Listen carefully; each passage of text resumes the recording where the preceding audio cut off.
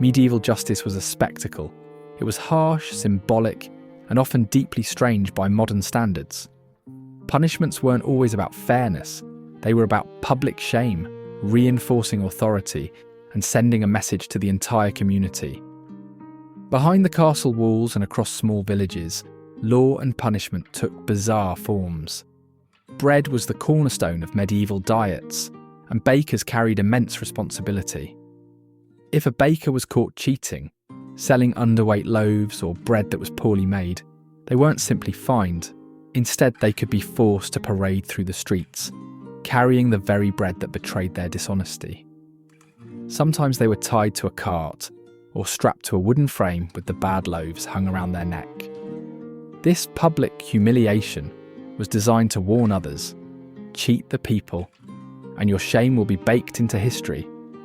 Food in the Middle Ages was often tied to morality, and few creatures attracted suspicion like the eel. In France, authorities at one point banned eels because they were thought to inflame lust. While today we might find this absurd, it reflects how strongly medieval people connected certain foods with behaviour and sin. The eel, a slippery and mysterious animal, seemed to medieval minds like a dangerous temptation, one that could corrupt both body and soul. Some medieval punishments looked more like strange rituals than systems of law. Trial by cheese was one such method. The accused would be made to slice a piece of cheese before witnesses. If their hand trembled, even slightly, it was taken as evidence of guilt. To us it might sound laughable, but to medieval society, trembling was a sign that divine judgment was exposing the guilty. Justice, they believed, was in the hands of higher powers, and cheese was the instrument to reveal it.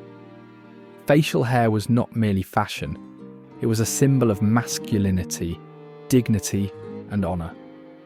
To insult another man's beard was to insult his very identity. The consequences could be surprisingly severe. Some towns enforced heavy fines for such insults, treating them with the same seriousness as theft or property damage. This reveals just how closely tied personal honour and public respect were in the medieval world.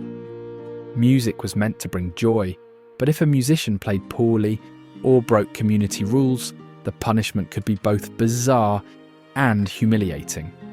Offenders were sometimes forced to wear a shame flute, a heavy iron collar shaped like a flute.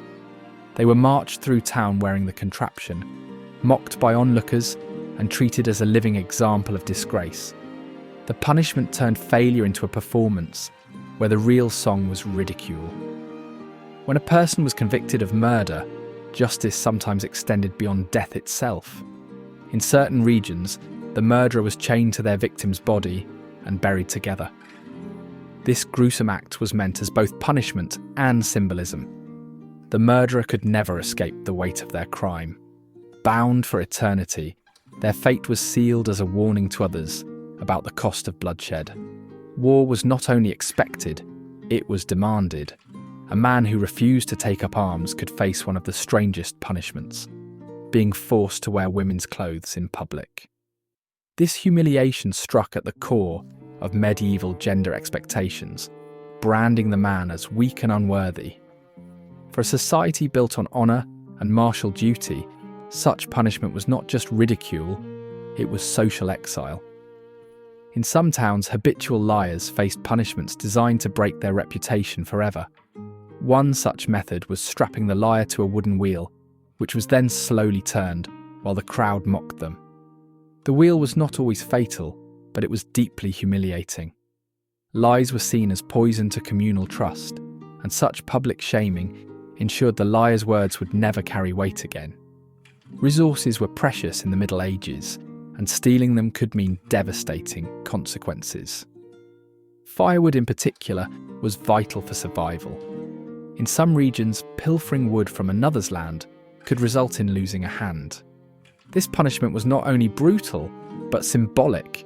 The hand that stole was taken away, ensuring the thief could never repeat the crime. Justice was harsh because survival itself depended on order. One of the strangest and lesser-known punishments was the use of a stool of dishonour. Minor offenders, particularly those guilty of cheating in markets or disrupting town life, were forced to sit on a tall, brightly painted stool in the town square. Sometimes they were dressed in ridiculous clothing or made to wear signs describing their offence. Everyone passing by was invited to laugh, jeer, or throw rotten food. This punishment didn't draw blood, but it scarred reputations. Medieval punishments were more than penalties. They were performances. Each act of justice was staged for an audience, meant to terrify, humiliate, or inspire obedience.